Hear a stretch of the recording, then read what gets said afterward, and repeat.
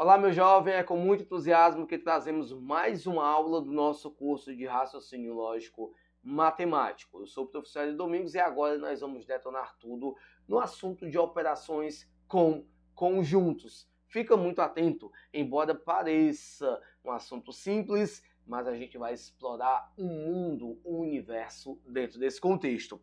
Já vou jogar o nosso material, já está na tela. Qualquer dúvida que surgir, entre em contato com o nosso suporte, com as nossas redes sociais. Eu vou estar disponível para te orientar e tirar qualquer dúvida. Então, o material já está disponível, já está aqui na tela e vamos nós.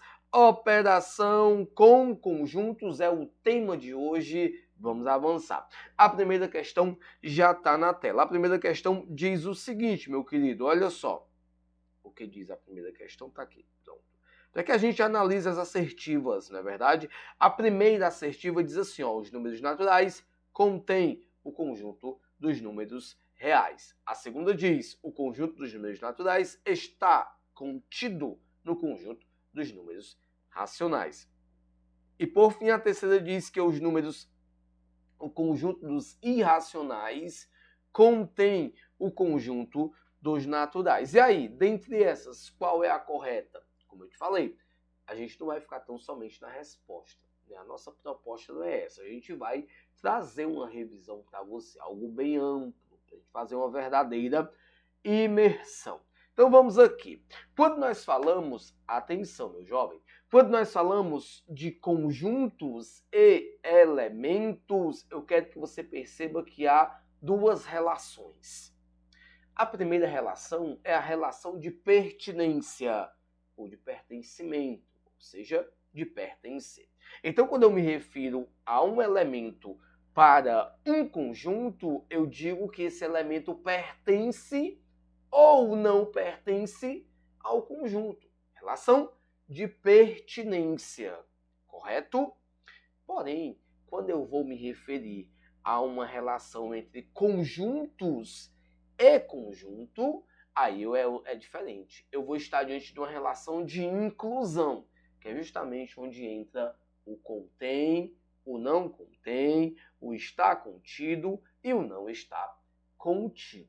Beleza? Já nota isso no teu material, porque quando eu falo dessa relaçãozinha das operações com conjuntos, quando eu falo da teoria dos conjuntos, existem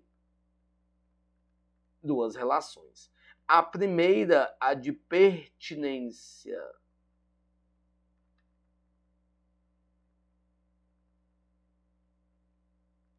A segunda, a de inclusão. Perfeito? Na primeira, pertinência é quando eu estou falando de elemento para conjunto. Já na inclusão é quando eu falo de conjunto para conjunto. Aqui o símbolozinho que vai aparecer é o de pertence. Né? Ó, um exemplo. Se eu coloco aqui o conjunto A, e dentro do conjunto A tem uns elementos. Né? Ó. Aí qual é? Ó? Observa. Qual é o nosso estudo aqui, quando eu falo de elemento para conjunto? É esse aqui, ó. Por exemplo. O elemento 2 para o conjunto A. Qual é a relação dele? É de pertencer ou de não pertencer. Então é o símbolozinho que eu uso, ó. Pertence. O 2 pertence ao conjunto A. Beleza? Essa é a nossa primeira relação de pertinência. Tranquilo? Mas na inclusão, que é entre conjuntos e conjunto, entre conjunto e conjunto, é desta forma. Observa.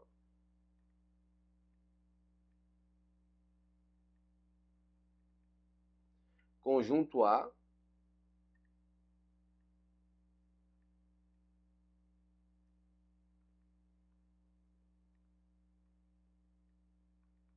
conjunto B.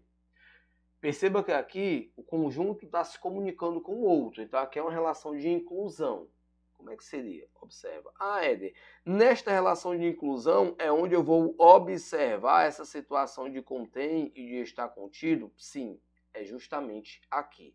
E aqui os símbolozinhos que vão aparecer são esses aqui, ó. Ou esse símbolo, ou esse símbolo, ou ambos cortadinhos ali, expressando a negação, né? Esses símbolos aqui, cara, eu sempre confundo, eu não consigo identificar quem é o contém, quem é o está contido. Toda vida eu fico assim meio que na dúvida. Perfeito. Antes de qualquer coisa, eu quero que você entenda a primeira chave de resolução. Esse sinal, esse símbolo matemático, esse símbolo da operação entre conjuntos, esse símbolo vai estar com a abertura para o maior conjunto. Ele vai estar com a abertura para o maior. Beleza? Então, quando você olha para o seu ladinho aqui, que você tem o conjunto B e o conjunto A, você olha qual é o maior. Não é o conjunto B? Não é isso? Então, se eu fosse fazer essa distribuição aqui dos conjuntos, estaria desta forma. Ó, o B não é maior? Ó, só ajeitar aqui. Pronto, está com a abertura para o B. Então, aqui a leitura é o que? Ó, A, conjunto A, está contido no conjunto B. O B é maior. A abertura do símbolo está para o conjunto maior. Perfeito? Usando esse mesmo exemplo aqui, ó. B. Agora a leitura, o sinal, o símbolozinho virou de lado, não virou? A leitura também vai mudar. Agora a leitura desse aqui da parte inferior é qual? Ó? B contém o conjunto A. Esse aqui, B, contém o conjunto A. Então, primeiro pega essa dica de observar que o símbolo vai estar com a abertura para o maior conjunto. Beleza? Agora eu vou te dar uma dica para tu poder entender qual deles é o que está contido e qual deles é o contém. Olha só. Tu vai usar o próprio símbolo para tu poder definir quem é quem. Esse símbolozinho aqui, ó, tu vai usar ele. Eu tenho esse e tenho esse, né? Pronto. Tu vai usar esse aqui para tu escrever a sua própria definição. Como assim, Éder? Assim, ó, está contido. Olha, se eu já defini que esse aqui é o está contido porque eu usei o próprio símbolo para poder fazer, escrever a sua definição, o outro, logicamente, é o contém.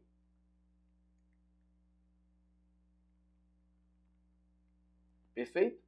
Show de bola, mas que fique bem claro, eu quero principalmente que você entenda que o símbolo vai estar com a abertura para o maior conjunto. Show de bola? Ainda nem tratamos da nossa questão, né? Mas isso é muito interessante. Deixa eu voltar aqui para ti, ó. Quando falamos de operações com conjuntos, nós temos diversas operações. Nós temos aquela operação de união, nós temos a interseção, nós temos a diferença. Então os símbolos eles vão aparecer de forma bem diversas e você tem que saber quem é quem.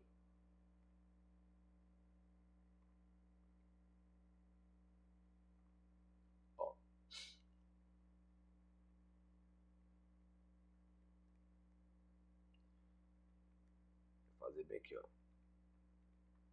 A união B. A união B. Esse uzinho aqui, que é o de união, eu estou justamente, literalmente, unindo todos os elementos que estão dentro do cenário. Perfeito? Eu estou unindo, fazendo a junção. Observa que não necessariamente nessa operação, não é necessário que um conjunto tenha relação com o outro. Os conjuntos podem ser disjuntos, ou sejam, separados. E na união eu faço o quê? Eu junto todos. Todos os elementos. A união B. Perfeito? Não é necessário que tenham conexão, que um tenha relação com o outro. Mas se tiver, eu tenho que prestar atenção. Nesse primeiro exemplo que eu te dei aqui, um não tem relação com o outro. Aqui são conjuntos disjuntos, ou seja, separados, que nós chamamos.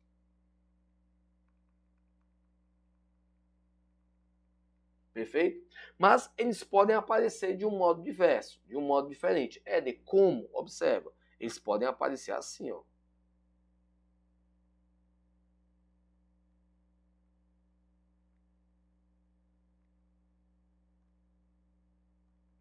Conjunto A, conjunto B, com ponto de interseção, um ponto de encontro. E se eu pedir a união, eu tenho que ter muito cuidado para eu não contar esse ponto aqui, eu não contar ele duas vezes.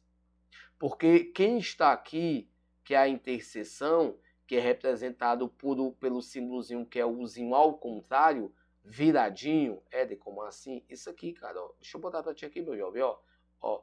Quem está aqui representa a interseção B, beleza? Na união, você tem que ter cuidado para não contar a interseção duas vezes. Só conta uma. Fica muito atento.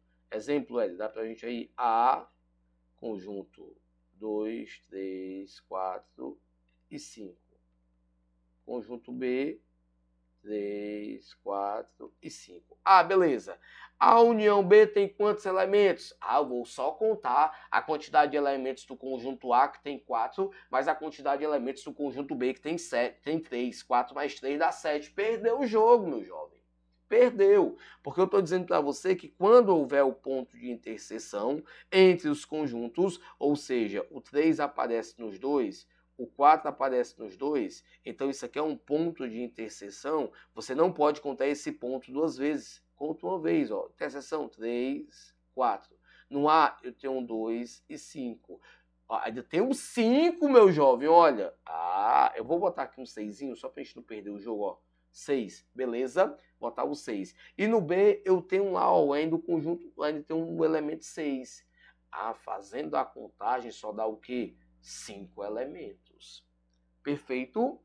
Show de bola? Para não dar problemas. Tranquilinho? Show. Vamos nós. Éder, é muita informação, fica atento. Aqui é a união B, já trabalhei também agora com você a interseção B, beleza? A interseção B, mas eu vou aproveitar também aqui o cenário para trabalhar a diferença, que é uma outra operação.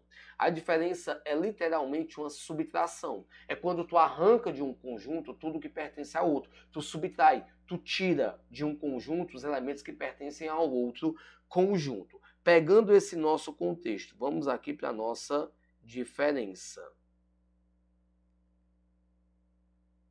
Eu vou deixar esse aqui, correto? Para que você entenda, ó.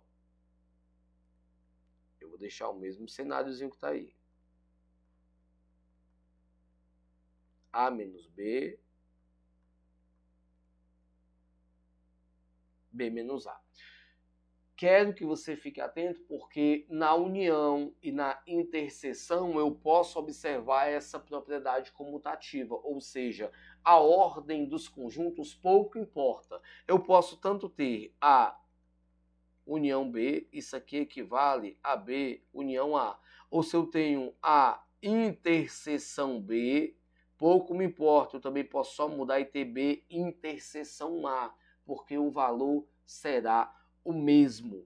Fica atento porque para a diferença, se eu mudo os conjuntos de lugar, o valor será diferente. Outro será o valor. Vamos aqui pegar como exemplo o que eu acabei de mencionar. B menos A. O que seria isso? Considerando que aqui é o conjunto A, considerando que aqui é o conjunto B. Ou seja, B menos A, eu quero os elementos que pertencem somente ao conjunto A, exclusivamente ao conjunto A, apenas o conjunto A. E qual seriam esses elementos? Esses que estão aqui, ó. O 2 e o 5. Ou seja, eu tirei do conjunto A tudo que pertence a B. A interseção não pertence a B? Tira a interseção. Show? Então ficou apenas 2 e 5. A menos B, operação de diferença entre conjuntos. Show? Se eu só mudar de lado os conjuntos e para eu poder observar o resultado, eu vou ter uma alteração. Porque quando eu digo B menos A, eu quero os que pertencem somente, apenas, exclusivamente a B. E qual é esse valor? Tá aqui, ó. Somente a B. É esse aqui, ó. quem está aqui é só B, quem está aqui é só A. E quando eu digo B menos A, eu fico com o resultado 6. É aquele elemento que pertence apenas a B. Por isso, não podemos observar essa operação comutativa na diferença. Se eu mudar os conjuntos de posição, o meu resultado também vai alterar. Deu para perceber? Belezinha? Show! Vamos à nossa questão para a gente poder debater e avançar.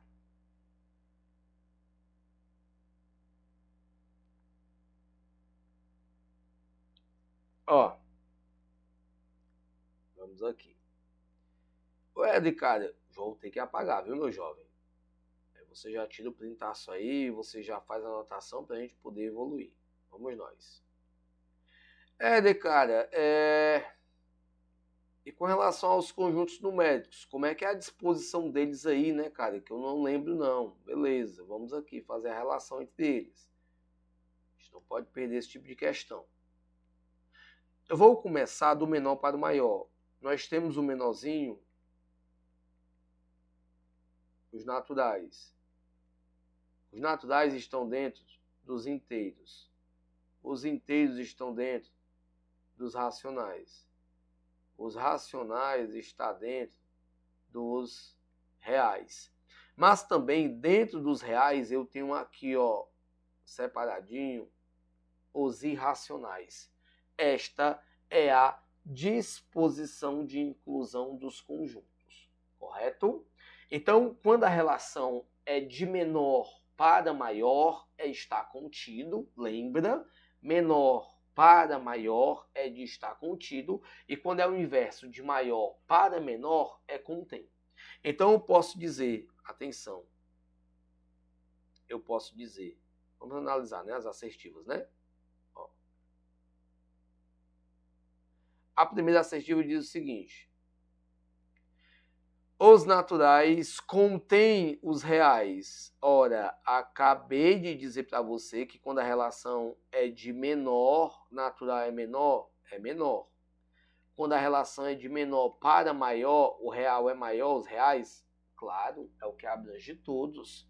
Então essa relação é de estar contido, não é de contém. Não é de contém, é de estar contido. A primeira é falsa. Perfeito? Então seria, ó, o correto seria N está contido em R. Show? A segunda diz o conjunto dos números naturais. Opa, agora tá bacaninha. Está contido, opa, N está contido nos racionais. Racionais é esse aqui, ó. Esse quezinho aqui, ó. Nos racionais, opa. Claro que está, né? Nos racionais. Perfeito. Isso aqui está verdadeiro. A terceira diz que os irracionais contêm os naturais. Não. Os irracionais não contêm ninguém. Os irracionais está contido nos reais. Mas se você observar, os irracionais está separadinho aqui no canto, ó. Porque ele não tem relação com nenhum outro. Ele está contido no maior, nos reais. Perfeito? Então a nossa terceira também está errada. Vamos nós analisar. Dentre todas, a única certa é a segunda, ou seja, gabarito alternativa B. Show? Sempre lembra, sempre pega esse comando de resolução de olhar para o símbolo assim ou assim. Qualquer que seja a sua posição, ele vai estar com a abertura para o maior. Ele vai estar com a abertura para o maior. É de por que isso é importante? Agora eu vou evoluir mais um pouquinho. Por conta do seguinte cenário. Eu vou usar aqui os símbolos, né? Eu vou usar os próprios conjuntos. Ó. Natural está contido nos racionais. Racionais contém natural. Beleza?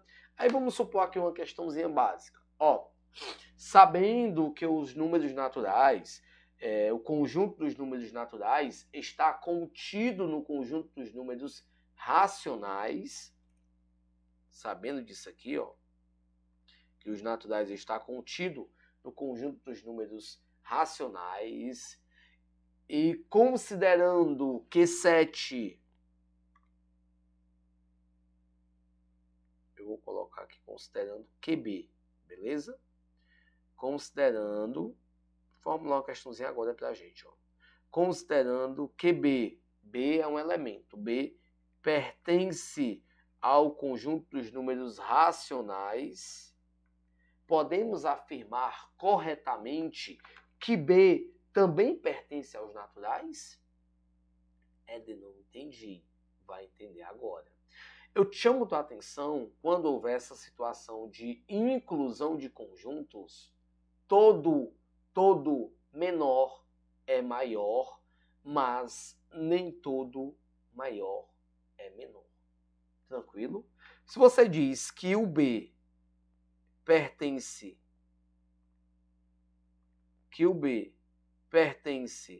aos conjuntos racionais, então você vai observar onde é que o B pode estar, beleza? Observa aqui, ó. Deixa eu trazer para ti aqui, ó. O B estando aqui, ele pertence aos racionais? Pertence. O B estando aqui, ele pertence aos racionais? Pertence. O B estando aqui, pertence aos racionais? Também pertence. Mas eu não posso dizer corretamente que o B é natural, porque eu tenho essas outras possibilidades.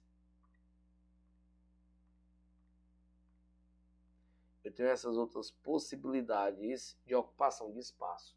E tanto estando aqui, quanto aqui que eu marquei de azul, em ambas as situações, o B, ele pertence ao conjunto dos racionais. Então fica muito atento. Eu trago essa situação para que você veja. Nota a frase que eu te falei. Todo menor é maior, ou seja, todo N é Q. Todo N é Q, mas nem todo Q é N. Eu estou usando as letras para fazer referência aos conjuntos. Todo natural é racional, mas nem todo racional é natural. Show de bola? Vamos nós avançando. A nossa segunda questão traz o seguinte tópico para você. Suponha que nós temos uma amostra, 250 processos. Beleza, vamos aos processos de protocolos, né?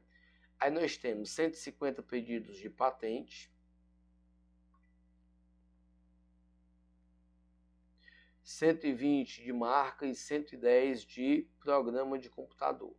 Aí nós vamos começar agora a observar as interseções, os encontros, né? A quantidade de elementos que pertencem a ambos ou mais do que dois conjuntos. 50 pertencem, observa. 50 pertencem a patente e programa de computador. 90 pertencem a registro de patente e também de marca. 40 registro de marca e programa de computador. Aí vamos a mais uma informação. 30 pertencem a registro de patente, registro de marca e programa de computador. Parou. Agora, o enunciado trouxe uma quantidade de elementos que pertencem aos três conjuntos envolvidos. Pronto, aqui é o ponto crucial para a nossa resolução. É o ponto X. É o ponto de partida. Porque quando eu tenho essa informação, elementos que participam dos três conjuntos, eu posso sim fazer essa devida descrição através de diagramas. Observa.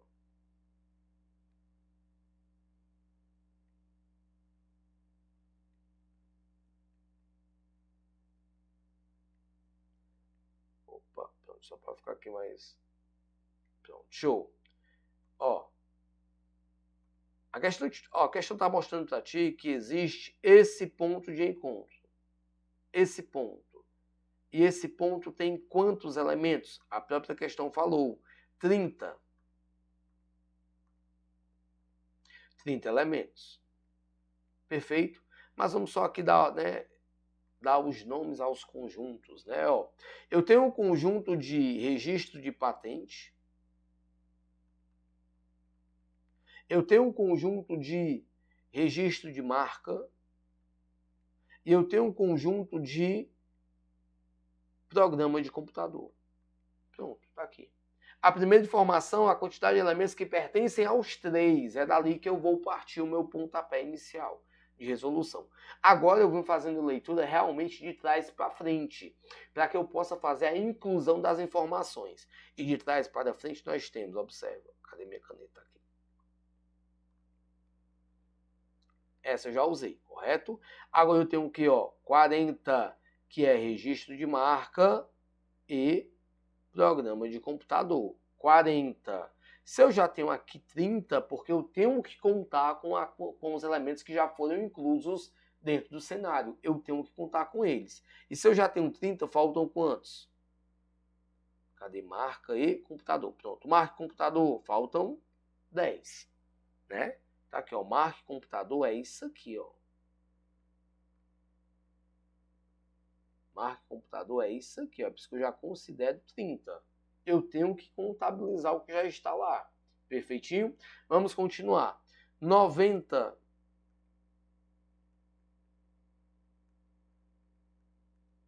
90, patente e marca. Se eu já tenho 30, ó, patente e marca, tá aqui, ó. Se eu já tenho 30, falta o quê? 60, né? Um total de 90. Show? Vamos avançar. 50, pedido de patente, né? Registro de patente. E também programa de computador. Patente e computador são 50, eu já tenho 30, faltam 20. Show de bola, e agora vamos fazer o quê? Observar essas informações aqui, ó. 150 registros de patente. Você conta quantos elementos já tem dentro do conjunto de patente. Você observar, tem 60 mais 30, 90 mais 20, 110. Para 150, 40. Perfeito? 120, registro de marca. Registro de marca você já tem 30 com 60, 90 com 10, 100. Para 120, faltam 20. E 110 são registro de programa de computador. Se você já tem aqui 60, para 110 faltam 50. Show? Agora vamos nós analisar o que diz a questão. A questão menciona o quê? É correto concluir que a quantidade de processos em que pedia somente registro de patente é igual a 40. Somente patente é o que está aqui, ó. Só tem 40, perfeito, tá certo. E, olha o ezinho aqui, ó. E a quantidade de processos em que se pedia somente registro de marca é 20. Somente registro de marca, tá aqui, ó. É 20, corretamente também. Perfeito. Gabarito, o nosso gabarito está certo. Show de bola? Perfeito? Fica atento com relação a isso. Chamo tua atenção que ainda após a inclusão das informações, pode ser, observa, embora a questão não tenha falado, não tenha pedido isso, mas pode ser que tu perceba que alguns elementos estão fora desse cenário. Porque quando somar tudo aqui, tem que dar igual a quanto? A 250. Tudo tem que dar igual a 250. Somando aqui na patente, eu tenho 150, né? Com mais 30, 180. Com mais 50, 230. Então, para 250 faltam 20. Então, quer dizer que 20 elementos estão fora desse jogo aí de interseção, de encontro esses três conjuntos. Ou seja, 20 não participa de nenhum, de patente, marca ou de programa de computador. Show de bola, meu querido. Avançando, vamos nós progredindo. A próxima questão já está na tela. Um levantamento feito ao consultar 158 funcionários, constatou-se que um total deles de 38 possui o banco alfa, 57 possui o banco beta e 14 possui os dois bancos. Opa, os dois. Então já sei que há interseção entre o banco alfa e o banco beta. Qual o valor dessa interseção? 14. 14. Agora eu vou só fazer a inclusão. Eu vou só complementar. Se o banco alfa é um total de 38, 38 banco alfa. Alfa igual a 38, beta igual a 57. O alfa 38, se eu já tenho 14, faltam 24. O beta 57, se eu já tenho 14, faltam 43. Show? Tranquilinho? Agora vamos nós. O meu total é 158. A questão quer saber qual a quantidade de funcionários que não possuem nenhum banco, nem o outro. Não possuem, nem conta no banco alfa, nem conta no banco beta. Se a questão quer saber apenas isso, então basta eu fazer o quê? O somatório geral, para ver quantos tem, e daí eu vou pegar esse valor e subtrair lá do meu total. Somando tudo, 24 mais 14 dá 38, 38 mais 41, 43 dá 81. Então eu vou subtrair 158 menos 81, resultado 77 é o nosso gabarito. Show de bola? Belezinha? Aproveitar essa própria questão para trazer só uma orientação para você, básica. Vamos aqui. Vamos aqui. Pegar até algo semelhante. Ó. Vamos aqui. Sabendo que eu tenho um total de 100 elementos. Esse é o meu total. Desses 100 elementos, 80 pertence a A, 70 pertence a B. Se a questão te pedir qual a quantidade de elementos que pertence à interseção, ou seja, A e B, qual o valor?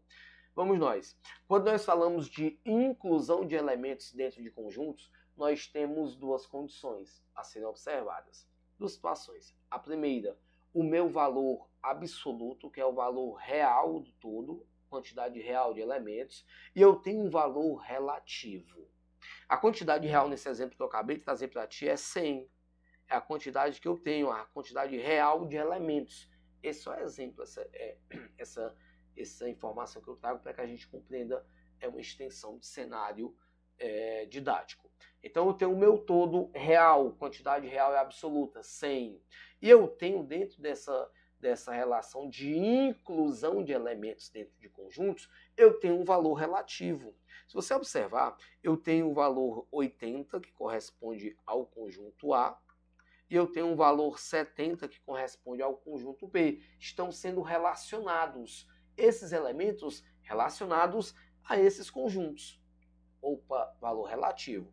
Éder, mas se eu somar aqui 80,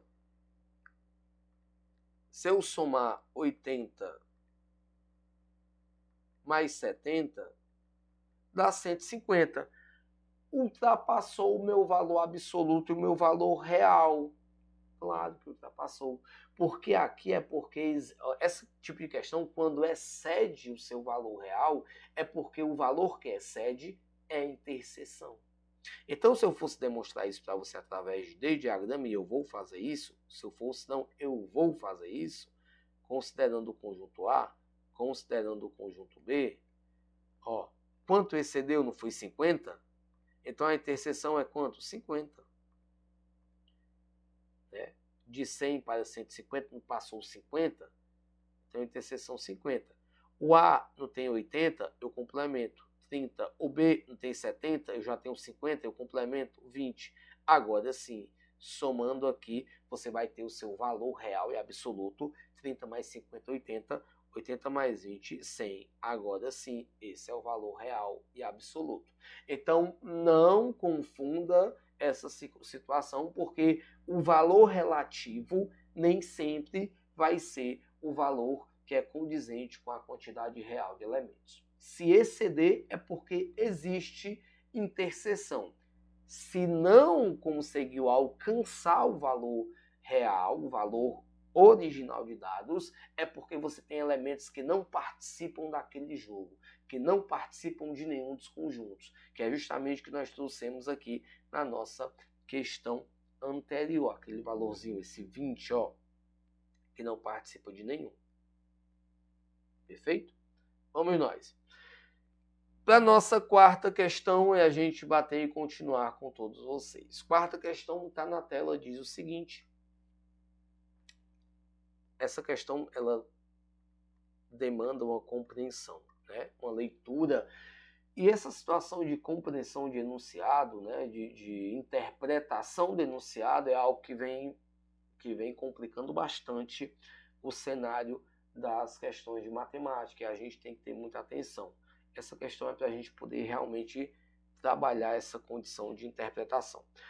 Ó, eu tenho dois conjuntos. Eles são formados por números naturais, ou seja, números iguais ou maiores a zero. E esses números não são fracionados. Número natural é número igual ou maior do que zero, né? Os naturais são todos inteiros positivos, basicamente isso. Natural, todo inteiro positivo, incluindo o zero, certo? 0, 1, 2, 3, 4, 5, assim sucessivamente.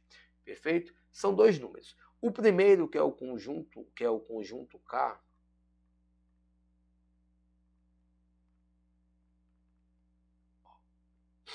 ele é formado somente por números ímpares, e que tais números estão compreendidos entre quem? Entre o primeiro número natural que possui o algarismo 5. Qual é o primeiro número natural que possui o algarismo 5? É o próprio 5. Se você colocar aqui, ó, os naturais, você vai ter 1, 2, 3, 4, 5, 6, 7, 8, 9, 10, 11, 12, sucessivamente. Coloquei aqui porque vai servir para a questão. Então, o primeiro que aparece com o algarismo 5 é o próprio 5. Perfeito? Pronto. Em sua composição. E o terceiro, compreendido entre o primeiro algarismo natural que aparece, né? Que possui o algarismo 5, e entre o terceiro natural que possui o algarismo 1. Então vamos nós ver qual é o terceiro natural que possui o algarismo 1. Aqui eu tenho o primeiro, aqui eu tenho o segundo, aqui eu tenho o terceiro. Então a questão está dizendo para você que o conjunto Q é formado pelos números ímpares que estão aqui dentro, compreendidos entre 5 e 11. Quem são os ímpares que estão entre 5 e 11? É o 7 e é o 9. Aqui os dois. Correto? Beleza? Tudo bem até aí? Show de bola. Agora vamos determinar qual é o conjunto W. Perfeito? Deixa eu apagar aqui para a gente poder ver qual é o W. O W, ele diz o seguinte: é formado por números que são maiores do que 10, naturais maiores do que 10 e menores do que o seu próprio dobro. Maior que 10. Opa, então já sei que o W eu vou ter números naturais maiores que 10.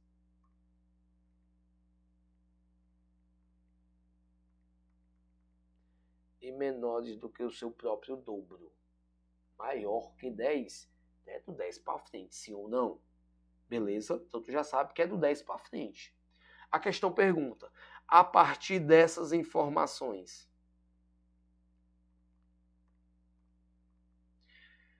quantos elementos terá o conjunto resultante da interseção entre K e W? Meu querido, interseção não é ponto de encontro? Não são elementos que participam de um e também participam do outro? Se você observar, o K só tem o 7 e o 9. O W tem do 10 para frente, né? Maiores que 10.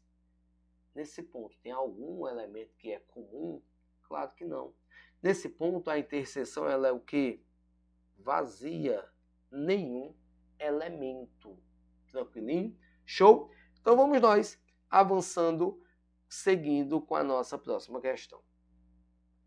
Considerando dois conjuntos, A e B, aí eu tenho essas informações, ó. A união de B é 2, 3, 4 e 5, a interseção de B é 2, e a gente tem que, daqui, conseguir tirar algumas conclusões. Perfeito, Éder. Como é que eu vou fazer isso? Vai ficar só olhando? Claro que não, tu vai desenhar os conjuntos. Conjunto A, conjunto B. E você vai incluir as informações, começando por onde? Pela interseção. A interseção B é isso aqui, ó, é 2. Elemento 2, pertence tanto ao A quanto ao B. Agora vamos à união, vamos nós, e você vai observar as possibilidades. Ó, a união B, então já tem um 2 ali, não tem? Eu posso colocar o 3 aqui? Pode. Eu posso colocar o 4 e o 5 aqui? Também pode. Perfeito? Então pode ser essa possibilidade, tranquilinho, como pode ser também 3 e 4 aqui, e o 5 lá no B. Perfeito? Diante dessas informações, é correto afirmar que um dos conjuntos é vazio? Claro que não. Se existe interseção, nenhum conjunto é vazio. Correto? Então, nenhum conjunto é vazio. Se existe interseção. Um dos conjuntos é necessariamente unitário? Não. Necessariamente não. Perfeito? Sabe por quê? Éder, mas um dos dois conjuntos aí não pode ter só interseção? Até poderia. Até poderia. Mas para isso eu teria que ter uma informação adicional. Eu teria que dizer que um está incluído dentro do outro. Por exemplo, eu posso estender para você, eu vou estender para que você compreenda. Ó, beleza, além da informação 2, considerasse que tivesse a informação 3 dizendo que o conjunto A está contido dentro do conjunto B. Agora sim, se o conjunto A está contido dentro do B, então poderia ter isso aqui, ó. O conjunto A com o elemento 2.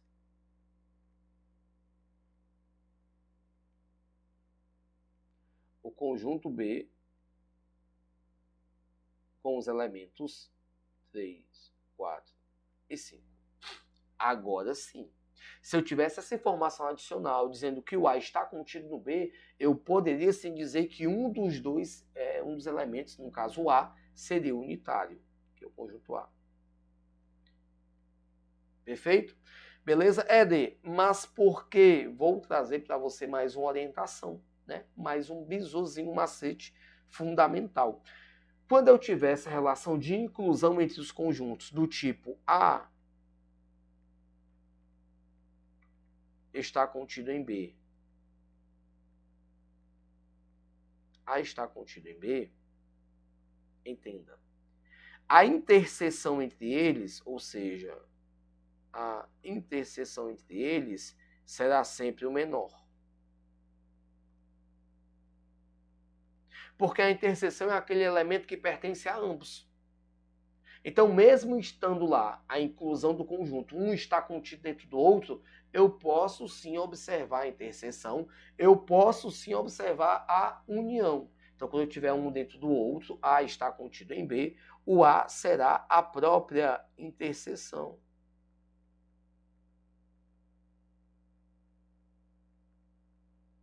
E o B, ele será a própria união. Ou seja, o maior deles. Basicamente, para que você entenda, um conjunto dentro do outro, a interseção é o menor. Um conjunto dentro do outro, a interseção, a união é o maior. Interseção menor,